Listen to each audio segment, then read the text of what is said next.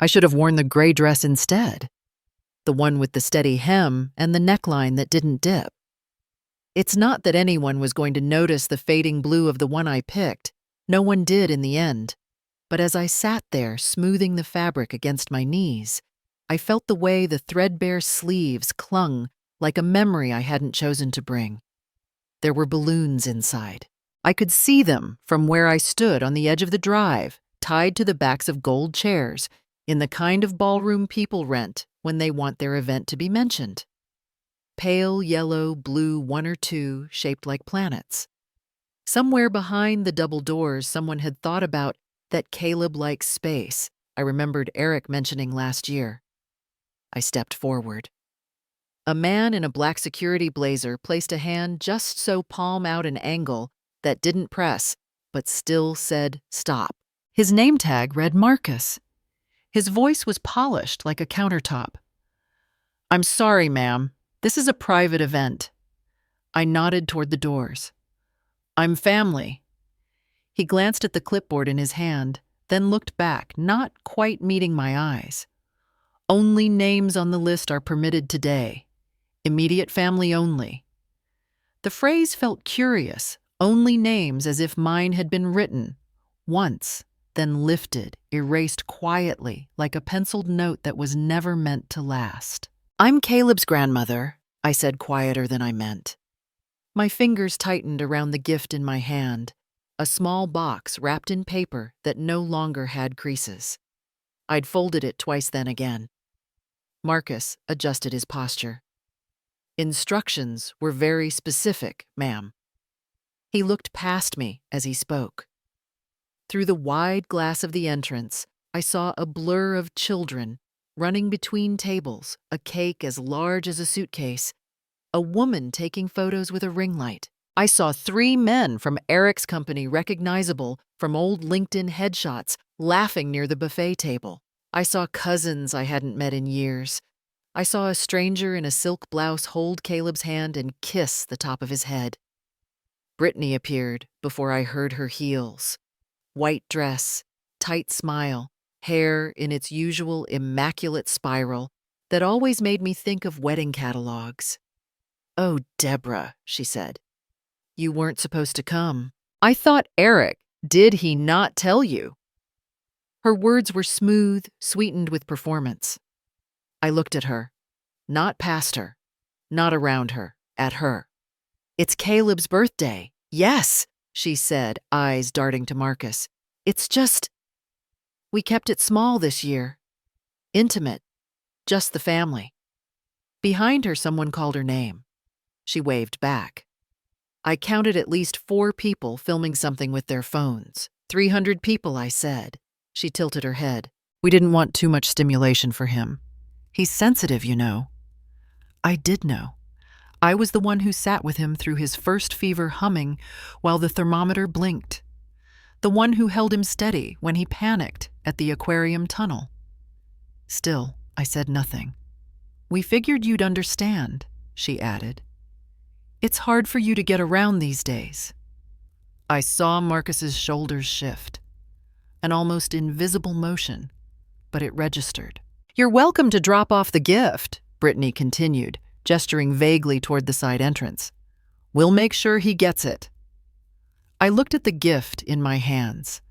I had saved for it in small decisions, generic cereal worn soles, not yet replaced, no upgrades to the heater last fall. A remote control shuttle, white with navy accents, the kind that lit up when it launched. I'd read the reviews, I'd watched the demo video, I had wrapped it myself. She didn't reach for it. Behind her, laughter roared from inside. A voice shouted, "To the birthday boy!" Brittany's hand stayed resting on the doorframe like she owned it. I gave a small nod. "That's kind of you," she smiled. I turned. The parking lot was bright and I walked slower than usual. My shoes made no sound against the pavement. In the car, I set the box beside me. It made a small thud. The same kind of sound a drawer makes when it's closed not angrily, but with finality.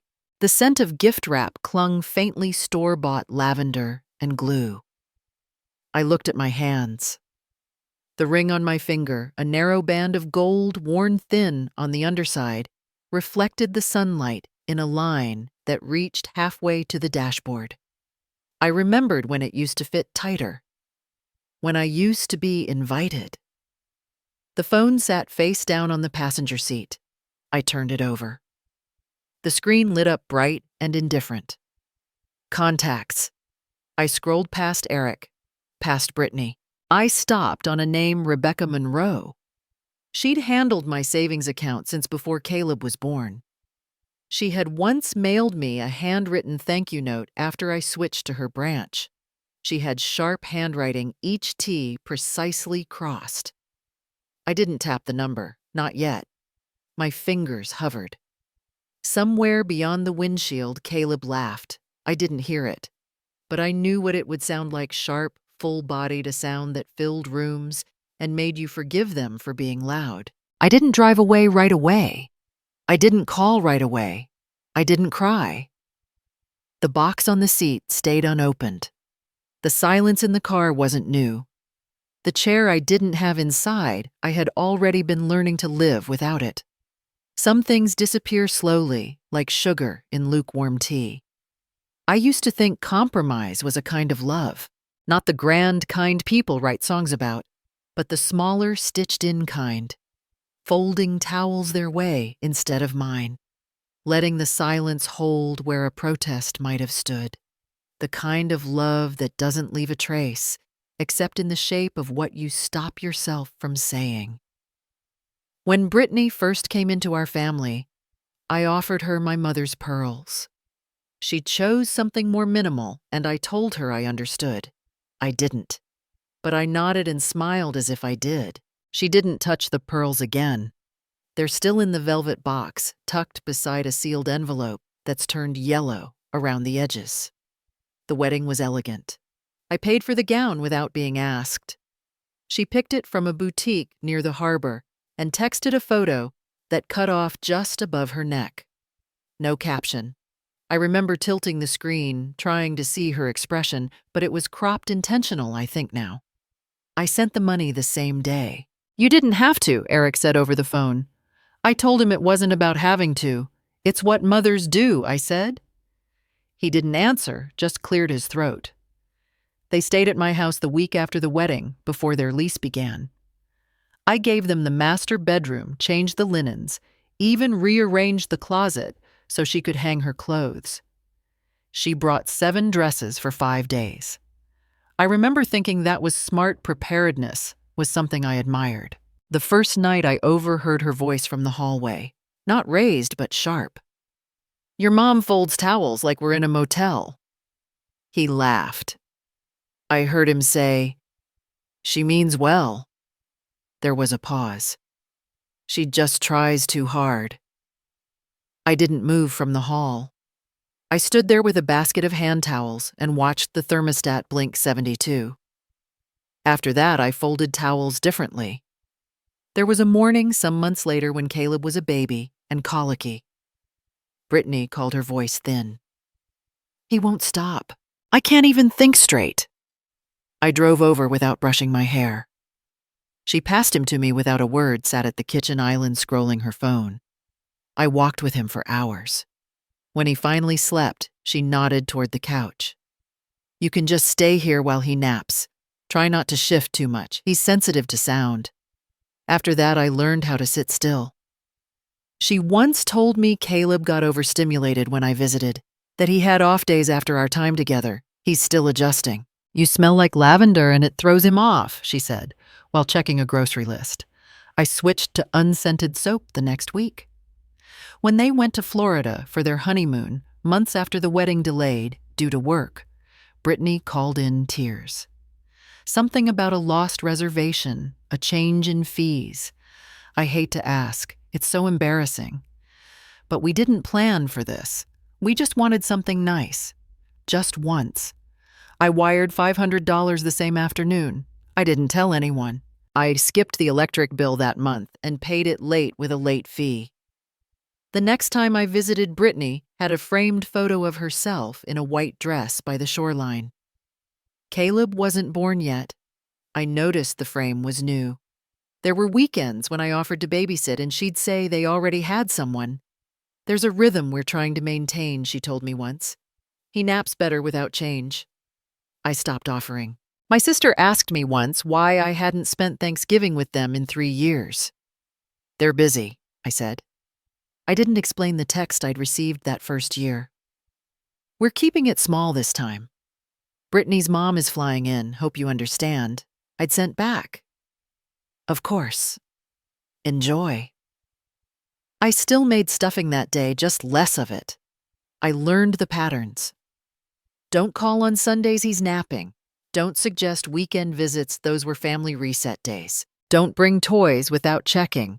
First they were trying a no-clutter approach. Don't ask for photos, Brittany curated what was shared online. I still saved the screenshots, blurry or not.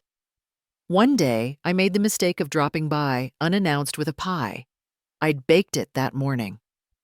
Brittany opened the door, glanced behind her, then stepped outside to talk. "Caleb's in a phase. He doesn't do well with surprise visits." I handed her the pie. She held it at arm's length. "Thanks, but we're gluten-free now." She didn't invite me in. After that, I kept visits to holidays. Even then, only if invited. And I always called first, even if the invitation came through Eric. It felt safer. There was a Tuesday in late spring, warmer than usual, when I ran into Caleb and Brittany at the park. I hadn't known they'd be there. He saw me before she did. He ran to me. His arms were thinner than I remembered. He held onto my skirt and whispered something I didn't catch. When I knelt down, he repeated it. "I wish you lived closer." I touched the top of his head. He smelled like sunblock and crushed grass. Brittany stood at a distance, arms crossed. Her sunglasses reflected the sky.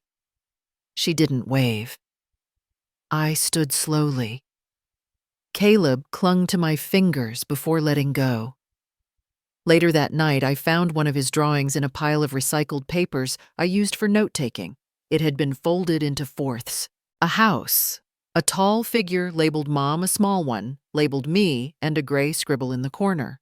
No label. I didn't ask. I didn't mention it.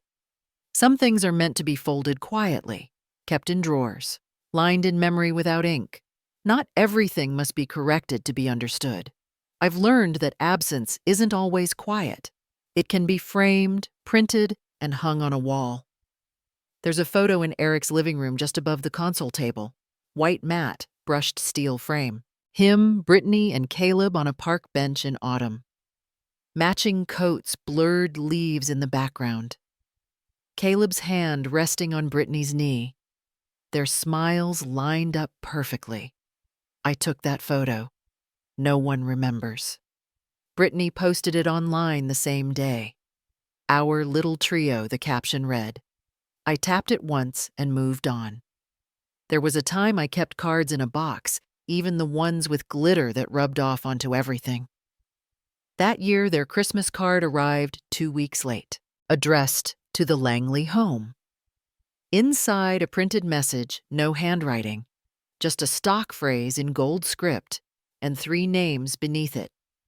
Eric, Brittany, Caleb. My name wasn't there, not even in pen, not even on the envelope. I showed it to Susan just to check. She turned it over, looked again, then said, "Maybe they thought it was obvious." Then she folded it and slipped it back into the box like something delicate. At Eric's graduate recognition, his second degree, the one Brittany insisted would open new doors, I was invited to come early. I thought it was to save a seat, maybe take photos. Brittany met me at the auditorium door with a reusable coffee cup and handed over Caleb before I could ask anything. He gets fidgety. If you can just stay near the back with him, that'd be great. There were reserved seats near the front with laminated place cards. One said Mom. It was for her mother. I stood behind the last row with a cup of animal crackers and a juice pouch. When Eric went on stage, I clapped once. Caleb asked if we could leave. The juice stained my scarf. I didn't notice until later. It never quite came out, no matter what I used. I once saw a drawing Caleb made at school. They had taped them all up in the hallway, little crayon families under big yellow suns. His showed a house with a blue door, a tall figure with long hair, one with short hair, and a small one with a red balloon. Each had a name written above in shaky print, Mom, Dad, Me. There was space to the left, white, uneven, but no fourth figure. I asked Brittany carefully, "Oh, he doesn't always remember who's who. He just draws what's in front of him." I didn't mention that I used to give him red balloons after doctor's appointments. I still had one tucked in my purse, folded and unopened. They had a small celebration when Caleb finished preschool. A rented pavilion, cupcakes with edible stars, a table covered in photos. I didn't know about it until the morning of when Susan forwarded a post from Brittany's page. I went anyway. I brought a small wrapped book and parked at the far end of the lot. When I walked up, most of the guests were already sitting. Teachers, other parents, neighbors from Brittany's side. Caleb was running around with a blue ribbon pinned crookedly to his shirt. Brittany spotted me near the playground fence. She walked over adjusting her sunglasses. "We didn't think you were into these kinds of things." I handed her the book. "It's just a small one." She didn't unwrap it, just nodded once and tucked it under her arm like a brochure. "We've got it under control. You can sit near the gate if you want. No offer of a chair, no mention of lunch." I stood in the shade and watched as Caleb bit into a cupcake and wiped his hands on his shirt. I used to carry wipes in my bag. Now I carry tissues folded into squares. There was a moment at that party, small but sharp. A woman asked Brittany if all the grandparents had come. "Oh, just my mom." Eric's side is complicated. I heard it clearly. No music to cover it. Complicated. When the party ended, I walked past the table of framed prints. One photo had been taken the previous weekend. Caleb on the swings, Brittany behind him, Eric off to the side. I recognized the swing set. I'd pushed him on it the week before that. They didn't use that photo. There are things I keep now, not out of sentiment, but as reminders. A flyer for a school play I wasn't told about. A newsletter with my name missing from the volunteer thank you section. A magnet that used to hold Caleb's drawings on my fridge. It now holds a list of medications instead. I once gave Brittany a slow cooker.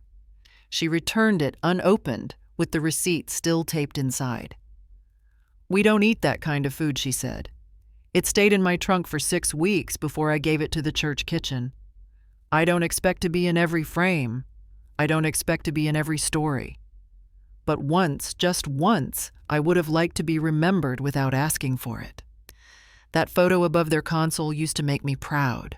I'd shown it to neighbors, told them I took it, described the way Caleb had leaned in without prompting. Now when I visit, no one mentions it. Once I watched as a guest admired it. "You must have hired someone," she said. Brittany smiled. "Oh, it was a perfect day." Not a lie, but not the truth either. I didn't correct her. Some things live better without explanation. I always thought financial paperwork had a kind of dignity to it. Columns, aligned numbers, exact initials at the bottom corners like quiet signatures of trust. The envelope came on a Tuesday. I hadn't expected anything, just a plain windowed letter with my name spelled correctly. No frills. It wasn't from a magazine or a fundraiser. It was from the credit union I'd used since Eric was in high school. I recognized the return address before I opened it. Inside, a balance statement for a vehicle loan I hadn't taken. A 7-year term. A make and model I didn't recognize. Monthly payments listed in bold. There was a note clipped to the top hand initialed, "Please confirm cosigner status for record update." I read it twice before folding it back into the envelope. I didn't say anything to anyone. 2 days later, I brought it into the branch. Rebecca Monroe wore the same navy cardigan she always wore when it was about to rain. She offered me tea. I declined. She studied the paper, then opened her screen. "There's another account under your name," she said. "Not primary, but co-listed. Household expenses. Opened last fall. Linked to a Brittany Langley." She looked at me then. Not unkindly. Just waiting. I didn't answer. "There are also 2 credit cards," she continued. "One store-based, the other through the same auto finance group. Both in good standing, but the applications list you as financial guarantor."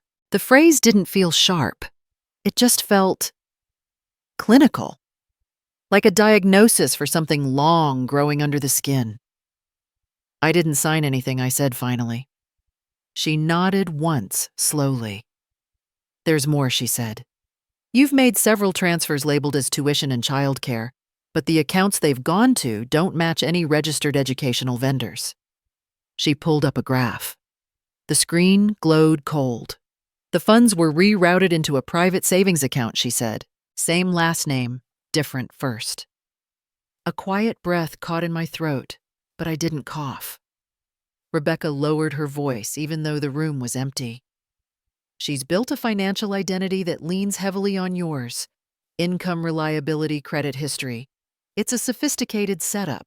Structured. Not accidental." I looked at the desk between us. A chipped edge on the laminate, a forgotten pen rolling slowly back and forth in place. "This isn't just miscommunication," she continued. "If you didn't authorize this, it could qualify as misrepresentation. Possibly even fraud." I didn't respond. She waited, then offered a small, almost apologetic nod. "Take some time," she said. "But don't wait too long." That night, I pulled out every statement I'd saved.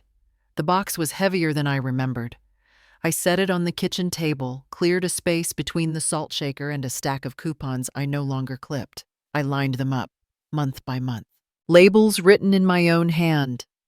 March daycare. April speech therapy.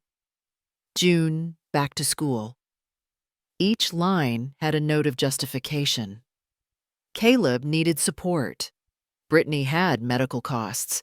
Eric was between roles. Always a reason, always reasonable. But the accounts told another story. Spa services, boutique purchases, travel packages, a gym membership in a zip code I'd never visited. The ink on one transfer memo had smudged a coffee stain shaped like a thumbprint. I stared at it longer than I meant to. There was a signature on one of the auto loan applications. My name, not mine. The curve of the D was flatter. The loop in the G, tighter. Close enough not to raise alarms. Different enough that I knew it wasn't mine. I hadn't bought a new vehicle in 15 years. I still drove Raymond's sedan, the one with the cracked dash and the loose seatbelt on the passenger side. I called the number printed on the form. A woman picked up. Polite, efficient. I read the account number and asked for verification of my cosigner role. "Yes, ma'am," she said. "You were listed as the primary guarantor. Application approved based on your credit history. Congratulations on the new Highlander." There was a pause. I didn't fill it. "Is there an issue?" she added. "No," I said finally. "Thank you." I hung up. The dial tone rang longer in my ear than it should have. There's an old wool shawl I keep draped over the arm of my chair. It's frayed at the edge, soft, where it used to be firm. I wrapped it around my shoulders and sat back down. I didn't cry. I didn't write anything. I just kept turning over the same thought like a smooth stone in my hand. It wasn't the money. It wasn't even the signature. It was that no one had thought I'd notice. That somewhere along the way, I'd stopped being a person who read fine print, a person who needed to be asked, a person. The refrigerator hummed. The house creaked once in the ceiling. Outside, a car passed slowly, headlights painting shadows across my floor. I stayed where I was. I looked at the papers spread in front of me, each one my own handwriting or a copy of it. Some things aren't erased with scissors. They're made to fade slowly, deliberately, under the belief that you won't hold them to the light. But I did. And the light was very clear. People say silence is empty. I've never found that to be true. I made the call just after folding the laundry. The dish towel with the small mustard stain lay beside the phone. I hadn't been able to wash it out. Somehow, that felt appropriate. Rebecca's voice was calm, professional. I gave her my instructions one by one. Close the joint credit line. Freeze the auxiliary cards. Remove third-party permissions. Each word fit precisely in my mouth. I didn't rush, but I didn't hesitate. Do you want this reflected in the file? No contact. No notice. That was all. When the call ended, I stared at the phone until the screen dimmed. My reflection hovered there, small and flickering, like something caught behind glass. I didn't move to wipe it away. I opened the drawer beneath the sink and removed the worn blue folder bank papers, old receipts, statements from years when things felt more solid. Her handwriting was on some of the notes. Round neat, too practiced to feel warm. The forms I'd once signed to help them apply for the mortgage were still there. I'd initialed the bottom corners in pen, careful not to let the ink bleed. Back then, she had placed her hand lightly on my wrist, smiling. Just formalities, Deborah. You're part of this too. I flipped through the folder page by page. Now, those initials felt like a quiet kind of theft. I filed the formal notice of suspected elder misuse online. I attached the bank records. I selected the option that said, "No immediate danger. Action requested."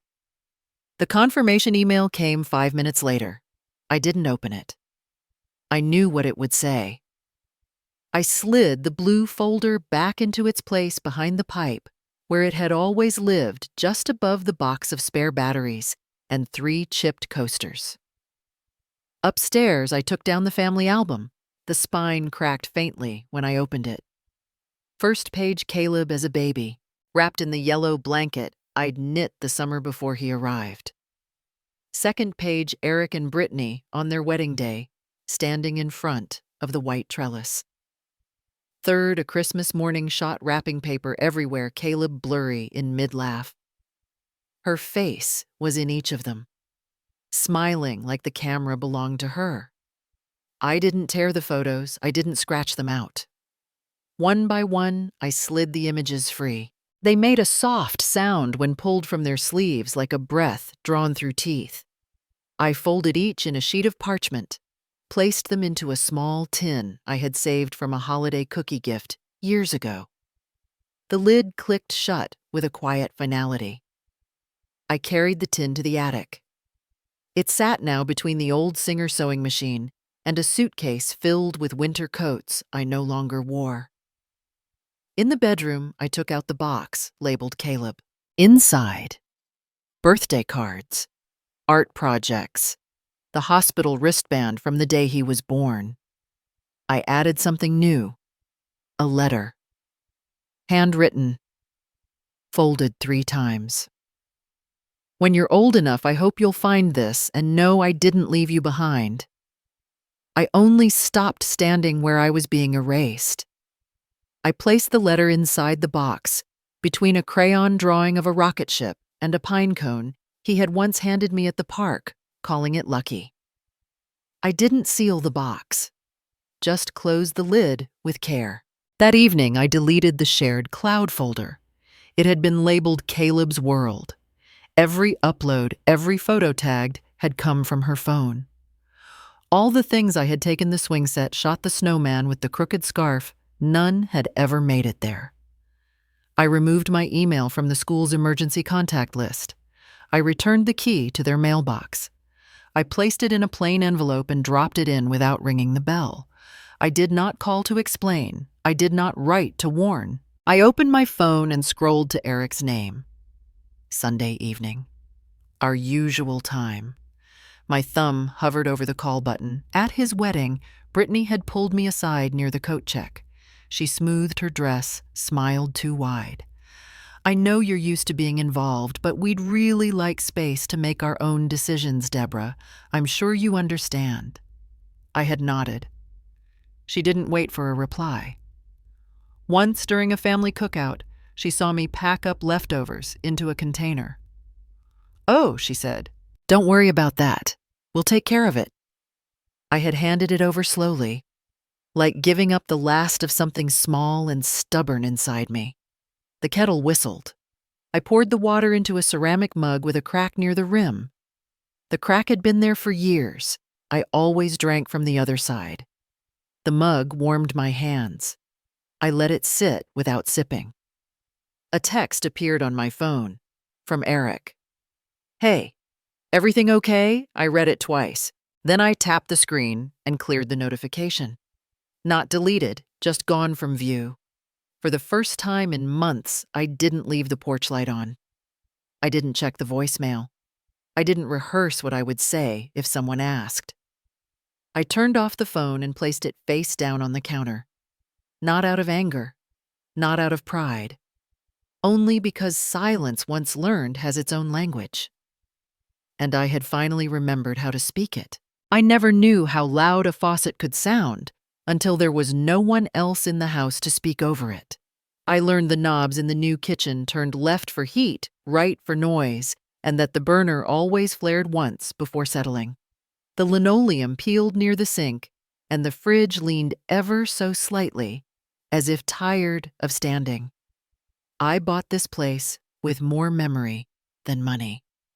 Ashton Hollow didn't appear on most maps. The neighbors nodded, but didn't linger. I liked that. People left each other alone unless something burned. The first morning, I stood at the counter wearing a shirt that used to belong to Raymond. The cuffs were threadbare soft, in the way old cotton becomes after too many washes. I tore a slice of wheat bread with my hands and laid it flat in the skillet with nothing but butter. There was no one to ask how I liked my toast and no one to tell me I'd forgotten the jam. A small radio I found in the moving box clicked to life with a grainy voice. Temperatures in the mid-60s by noon. I let it talk to itself while I filled the kettle. For the first time in years, I didn't have to check my phone. No blinking notifications. No urgent pings asking, "Are you free to watch Caleb after 4?" or "Any chance you could cover the electric this month?" Just water boiling slowly and the sound of birds debating outside the window. I hadn't known how heavy a phone could feel until I didn't need to hold it. There was a small patch of soil behind the house boxed in by a fence that had once been painted white. I stood out there with a cup of weak coffee, watching the dirt breathe. Nothing had been planted, but it didn't look hopeless. Just tired. A lot like me. Inside, I unpacked the last of the kitchen things. A chipped mug with a faded pine tree on it, the set of spoons I'd taken from the drawer before leaving a glass sugar jar I hadn't used since Caleb stopped coming over for cocoa. At the bottom of the box, wrapped in an old dish towel, was the wall clock Raymond had hung in every house we'd ever owned. I ran my thumb across the brass edge, then held it up to the light. "Deborah." I could still hear Brittany's voice, casual and dismissive. "That thing looks like it came from a thrift store in 1982. She hadn't been far off. Raymond bought it on clearance the week we signed papers for our first mortgage. He hung it crooked, then laughed and said, "Well, time's never perfect." I'd taken it down after Brittany's remark told her it was probably broken anyway. It wasn't. It never had been. That clock had kept better time than most people I knew. I hammered a small nail into the kitchen wall and hung it where the sun would catch it in the morning. The ticking filled the silence like a kind of proof. I made a habit of leaving the front window open just enough for breeze. In the evenings, I turned off all the lights except one and sat with my journal. Nothing profound, just notes. What I'd cooked. What I'd remembered. One night I wrote, "I did not answer the phone today." and nothing broke because of it. The mailbox filled slowly. Coupons, circulars, a letter from the county water district. On the fourth day, an envelope arrived with no return address. Just the neat handwriting of someone who wanted to appear kind. Inside was a card with printed flowers and a single sentence. "We were surprised by your reaction. Not, 'We're sorry' or 'We misunderstood.' Just surprise." As if silence was an act of aggression. I tucked it into the back of the drawer and didn't write back. At the grocery store, I passed a woman with 2 small children. One tugged at her sleeve and asked if they could get the juice with the bear on it. Her hand brushed his hair almost absently, and she said, "We'll see, baby." I reached for a jar of instant coffee and kept my gaze steady. No one noticed me, which was a kind of comfort I hadn't expected to miss. The cashier offered me a discount on the eggs because the carton was slightly cracked. I nodded and paid in cash. No one told me I had to start over. No one gave instructions on how to unlearn being needed. I just learned to put fewer things in the fridge, to buy smaller loaves of bread, to stop reaching for my phone when the sun dipped low expecting a message that would never come. Sometimes I still heard Caleb's laugh in the back of my mind. Not the sharp, polite laugh he used around adults, the real one. The one that hiccuped when I tickled his ribs and he tried not to drop the spoon full of whipped cream. I didn't chase that sound. I let it rise and settle like mist. I wrote him a note. Not to send, just to fold. I found the old birthday gift in the back of the hall closet, still wrapped slightly bent at the corner. I placed the letter inside the box. When you're older, if you ever wonder, this is where I was. I didn't disappear. I stepped aside. Not from you, just from the noise. I didn't label it. I didn't date it. I only tied the ribbon tighter and returned it to the shelf. There was no applause for quiet choices, no medal for not yelling, just a slow unclenching, like a fist remembering it wasn't made for holding harm. That night, I boiled water again. The kettle gave its soft sigh. I turned the radio off. I let the clock tick without rushing it. Then I wrote one sentence in the center of the page. I'm not used to this quiet, but maybe for once I don't have to be afraid of it. I used to flinch when the phone rang. Now I let it ring through just to see if it stops on its own. It rang 4 times before the voicemail picked up. I didn't move. Then it rang again 2 minutes later, like a dog scratching at a locked door. Same name. I recognized the spelling mistake. He never fixed Mom's cell without the apostrophe. The 3rd time I answered. I know it's been tense, he started, but Brittany and I have been talking. We want to move forward, for Caleb's sake. He didn't ask how I was. She's just worried, Mom. Tuition's due next week. We're short. She thought maybe you could help out just this once to hold us over. I ran my thumb along the edge of the kitchen counter. A notch in the laminate caught at my skin, the same one I used to file down with my nail every time I waited on hold. It's not about the money, he went on. It's just he's used to a certain rhythm. Routines are important at his age. I glanced at the wall where the school calendar used to hang. They'd stopped giving me copies last year. Now the space looked cleaner, but not better. She's been stressed.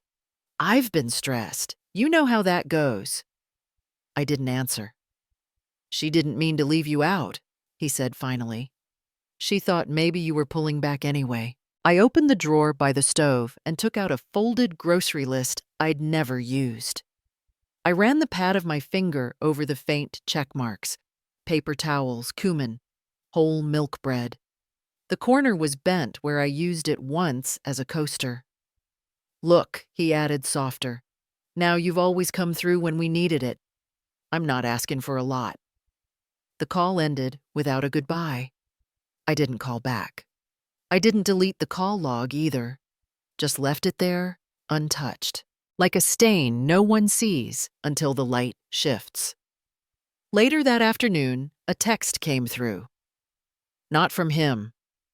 A picture first. Caleb curled into a corner of the couch holding a plush turtle I hadn't seen since Easter. His expression wasn't sad exactly, more like instructed. The kind of face a child makes when told not to smile. The caption, "He misses you. He keeps asking why you disappeared." The word disappeared stuck. It was deliberate, not something a 7-year-old invents. I read the message again, then turned the phone face down. I made tea in the chipped floral mug, the one Raymond bought on their first trip to New Hampshire. Brittany once called it tacky. I kept it because no one else ever would. 10 minutes passed. Another message. He cries sometimes. He says he doesn't understand what he did wrong. I stared at the photo still open on the lock screen. The throw pillows behind Caleb matched the new sofa I hadn't seen before. Everything in that room looked staged. I imagined her adjusting the light before snapping the shot. I imagined her writing the words out loud. "No, how are you? No, do you need anything?" Just a weapon wrapped in affection. I walked to the printer in the hallway and printed the photo. It came out slightly crooked, the ink too saturated. I trimmed the edges with the scissors from my sewing tin. Then I taped it to the wall beside the east window, just above the small crack in the plaster. Not because I needed the reminder, because I needed the truth kept in sight. I thought back to the last time I saw Caleb without mediation. He'd been sitting on the front steps with a graham cracker and juice box swinging his legs. "I wish you had a house closer," he'd muttered between chews. I'd smiled, then corrected his grammar. He'd laughed and wiped his mouth with his sleeve. He hadn't asked me why I wasn't around. He hadn't needed to. Eric once told me years ago when I gave them my old minivan, "You're too generous for your own good, Mom." He laughed when he said it. But he still kept the keys. I'd given them my keys, my calendar, my kitchen, my name on their loans.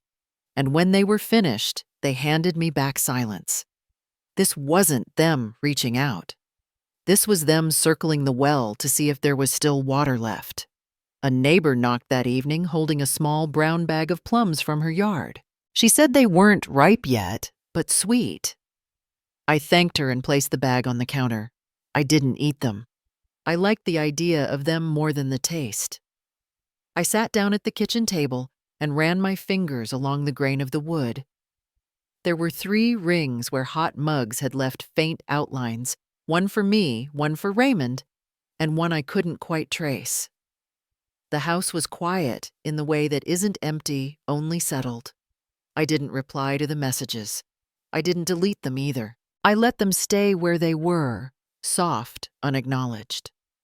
Tomorrow the photo would catch the morning light again. I knew it would. Not as a plea, not as guilt, just as a marker. A quiet map of where I've been and why I won't return. I used to think the silence meant I had been forgotten. Now I wonder if it's the first sound of peace. The kettle took longer than I remembered. I watched the blue flame curl beneath it, steady and low. I had bought the porcelain teapot a week ago, pale cream with a vine of tiny blue leaves around the rim, the kind Brittany once rolled her eyes at in the store. "Who needs a set when you live alone?" she'd muttered, half laughing. I do, it turns out. Not to impress guests, just for the weight of it in my hands, just to feel like something was chosen because I liked it. The early hours have a strange texture here, thin, a little fragile. I still wake before dawn not because I need to, but because I haven't learned not to. No one's asking for a ride to school or a wire transfer or help just this once. My phone is usually still on the charger when I sit down with toast. At the community center, I signed up for senior yoga. I didn't tell anyone. No photos, no proof. Just 30 minutes of someone reminding me to breathe, to stretch, to stop bracing for the next emergency. The instructor had kind eyes and thin wrists. She helped me adjust a pose, once placing her hand lightly on my shoulder. I flinched without meaning to. She didn't say anything, just nodded and moved on. I walk home slower now. I know the cracks in the sidewalk. The maple tree on Elm Street that always sheds early. The widow on the corner with her plastic flamingos and the soft beige cardigan she wears even in July. At home, I opened the box from the hall closet. It still smelled like starch and dust. My old teaching notebooks, edges frayed, corners soft from years of flipping. I ran my hand over the notes I'd written to myself in red ink reminders from another life. I didn't think I'd open them again, but last week, the girl from the next unit over asked if I could help her grandson with multiplication. He likes numbers but hates worksheets, she'd said. We sat at my kitchen table 2 days ago. I drew pictures of apples and he counted them. When he got it right, he didn't smile. He just looked up at me like he expected it, like he trusted I would not laugh. His name was Marcus. He had a cowlick and mismatched socks. I didn't charge. Yesterday, I received a letter from the Retired Teachers Fund. A small monthly stipend, not enough for cruises or club memberships, but enough for groceries, gas, and the occasional new toothbrush. I held the check like it might evaporate. Then I folded it, put it in my wallet, and made a grocery list I didn't feel guilty about. Susan came over last night. She brought a pie apple, not too sweet crust, slightly burnt on one side, like always. We sat at the kitchen table, same one Marcus had used. She didn't comment on the wallpaper or the narrow hallway or the old radio on the counter. She just looked around and said, "You did it, Deb." I cut a slice and handed her a fork. "Eric called me," she added. "He said you've been distant." I didn't answer. She reached for her tea, sipped once, then said, "I told him, maybe you're just finally being clear." She didn't say more. I think she could feel it in the air, the kind of quiet that isn't empty, but earned. When she left, she hugged me loosely, not too long, not too tight. Just enough to mean I see you. That night I wrote in the margin of my planner. Not an appointment. Just one sentence. I am not a utility. Brittany used to call me reliable, like it was a nickname, as if that was all I was good for. Predictable presence, infinite credit line, occasional free childcare. I used to reply with things like, "As long as it helps." I used to think self-worth came from being needed. Now I understand something I couldn't have back then. Being needed is not the same as being loved. And being useful is not the same as being valued. This morning, I brewed tea in the porcelain set. I set 1 cup on the table, no second place, no sugar bowl, just the light coming through the blinds and the faint sound of sprinklers next door. I don't feel heroic. I don't feel brave. I just feel here. And sometimes that's enough. I didn't answer Eric's last message. "We should talk," he wrote. "For Caleb's sake." I stared at it. Then I turned off the phone, folded a towel, and watered my garden. The rosemary is growing wild. I trimmed a little, not too much, just enough to show it has a shape. I looked at my hands afterward.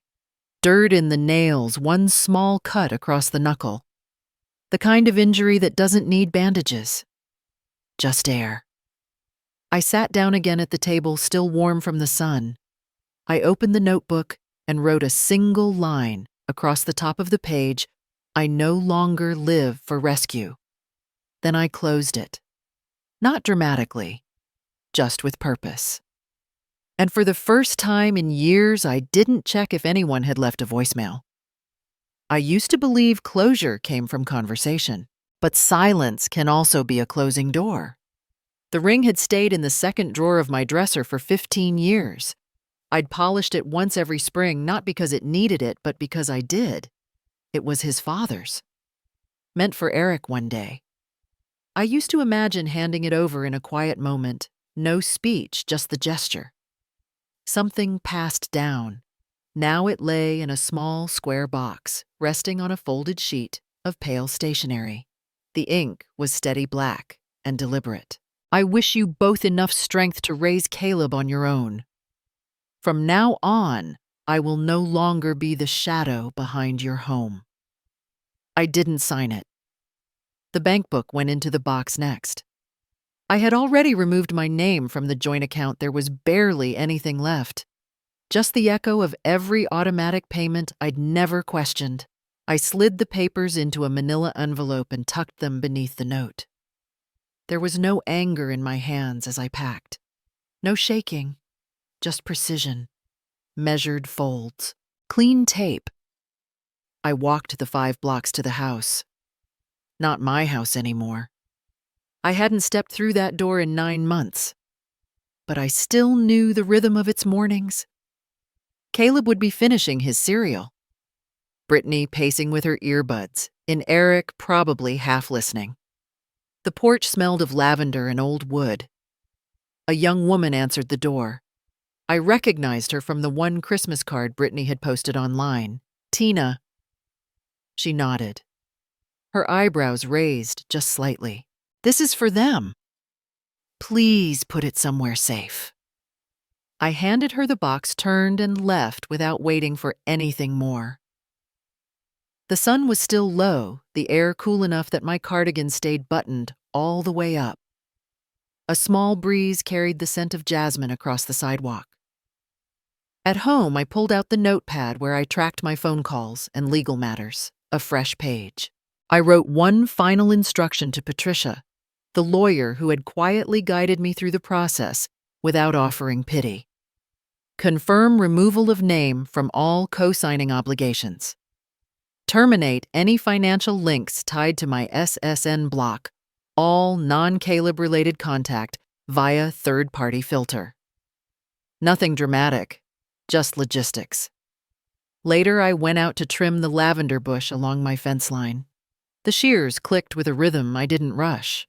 A neighbor passed and waved. I waved back. Neither of us paused to speak. I liked that. The box I had sent would be opened.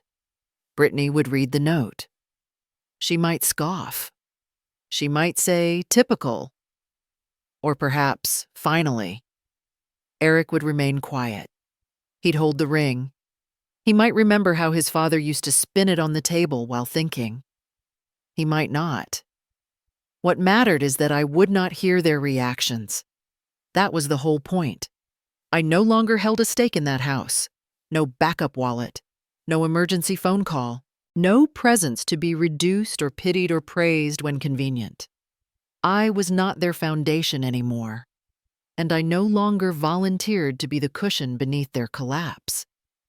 The vase on my kitchen table held wildflowers I'd picked on the walk-back Queen Anne's lace clover and one blue cornflower already starting to wilt. I liked them better than lilies. They didn't ask to be admired.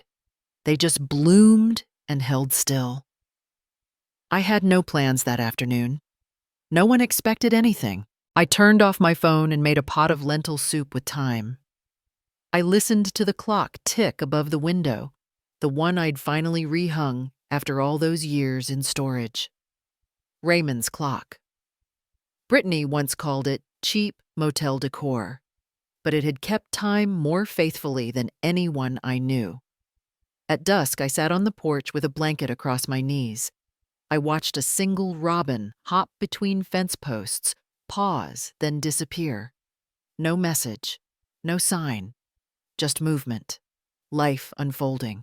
I remembered something Susan once said years ago after the funeral. You always hold the door open, Deborah, even when no one thanks you. Maybe I did, but not anymore. This time I closed the door behind me. Not because I was bitter. Not because I wanted them to suffer.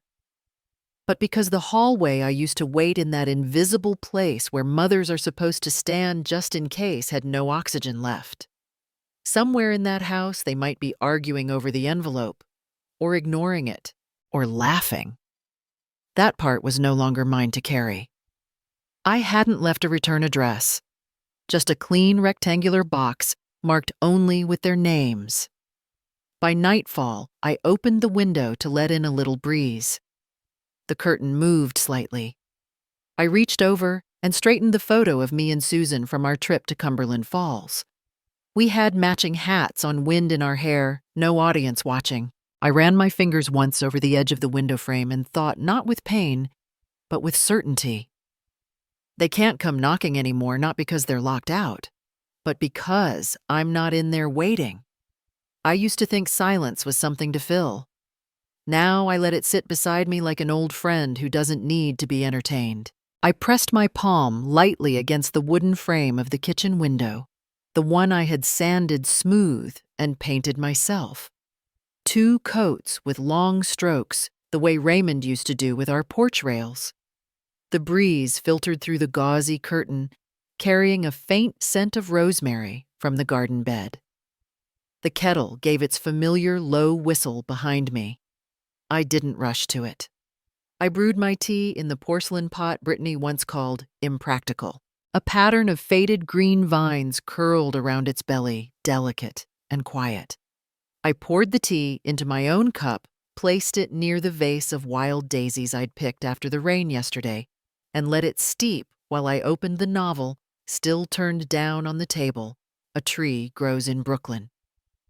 I reread the same paragraph, not because I forgot the words, but because they landed softer the second time. The envelope on the corner of the table had no return address, but the handwriting was unmistakable, looped large and uncertain in spacing. Caleb's. Inside a single sheet, folded unevenly. The paper was blue-lined, the kind they give children for handwriting practice. A drawing of a cookie sat at the bottom, slightly smudged. "Grandma, today I told my friend, you make cookies and tell stories without your phone. I miss you." He'd written Grandma in green crayon and signed it, Caleb L. The initial made me pause. Not Caleb W.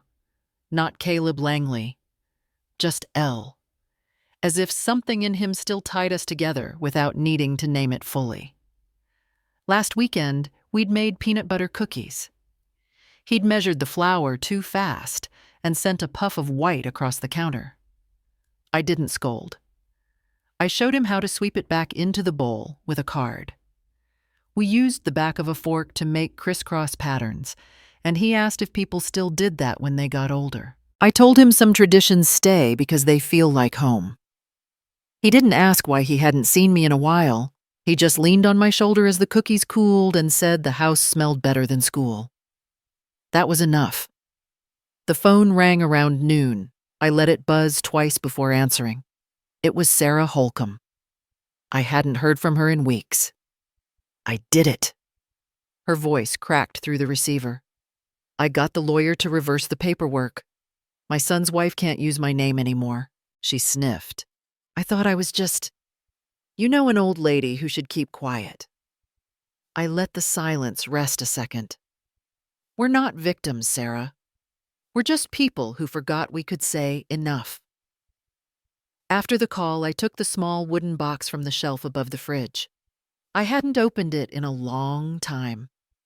Inside were old letters yellowed at the corners, and a few photos Eric in a corduroy jacket Brittany at some holiday dinner I no longer tried to place. I gathered them carefully, wrapped them in a silk scarf, and tied it shut.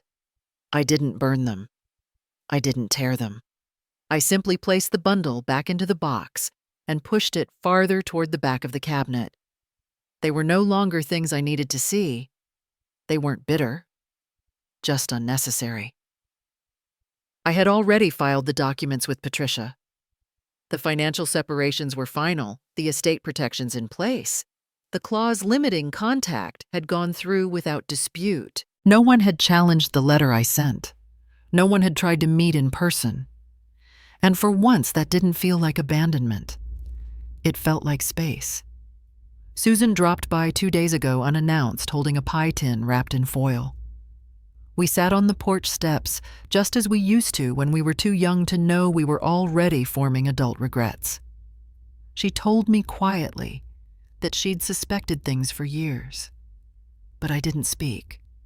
I didn't want to stir things up. I had nodded once. She didn't need forgiveness. She hadn't asked for it. She just needed to say it out loud. When she stood to leave, she looked me straight in the eye. You did the right thing, not because it's clean, but because it's the only thing that leaves your dignity intact. The pie was still half in the fridge. I hadn't felt the urge to eat it all at once. That felt like a kind of healing, too. This morning, I wiped the kitchen counter twice, not out of habit, but to feel the smoothness beneath my hand. I touched the handle of the tea kettle like it might speak. And in a way it did. In the rhythm of the pour. In the way the steam curled toward the open air. In how it filled the room without needing to explain itself. I didn't call Eric. I hadn't in months. There were no plans to. I hadn't told Caleb why. I figured when he was older, he'd understand that love doesn't always look like attendance. Sometimes it looks like quiet boundaries, like not handing over what was once stolen. A small robin hopped near the windowsill. It looked around and decided nothing was urgent and flew off. I liked that about birds. They stay until they don't need to, and they leave without apology. I opened the window fully. The hinges gave a soft creak. The breeze moved through the room, caught the curtain edge, and lifted it slightly like a breath being taken. The kettle released its final hiss. I poured the tea into the same cup I use every morning, now ceramic, plain, slightly chipped near the handle, but warm in my hands. I placed it near the daisies, still bright after 3 days. I didn't check my phone. I didn't wait for someone to notice. I didn't need to. I don't need to prove I'm worth anything. I just need to live, and today I am living on my own terms.